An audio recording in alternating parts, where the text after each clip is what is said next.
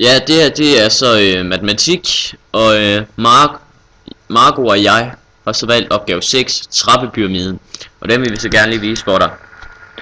Det første vi skriver, det er lag her, så skriver vi 1, 2, 3, 4, 5, 6. Og så går vi så herover antal centi, men vi skriver bare centi. Og så går vi så ned, og så skriver vi så 1 først, og så 9, og så 25, og så 49, og så 81, og så 121.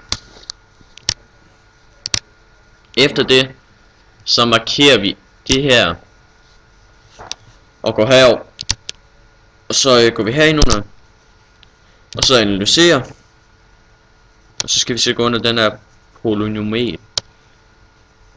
Og så kan I så se, ja, så det er så funktionsforskriften, det her. Det er så funktionsforskriften.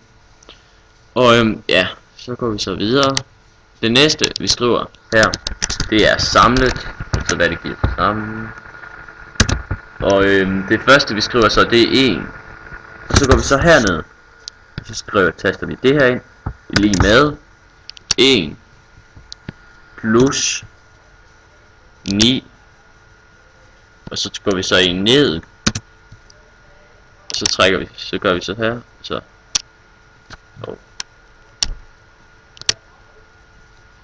Så gør vi så sådan her.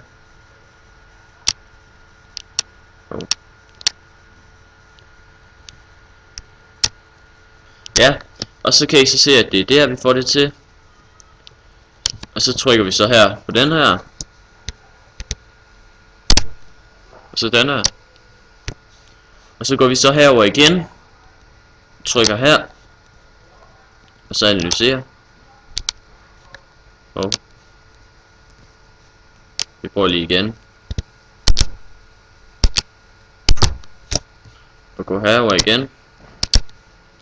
Sådan, så gad det at komme frem. Og så analysere. Og så skal vi så tage den her igen, polynomial. Men så tager vi så 3 her i stedet for. Sådan. Og så det her så sådan den kommer til at se ud. Det er, ja, det var det mig og Marco vi havde at vise. Og ja, må have det godt. Hej.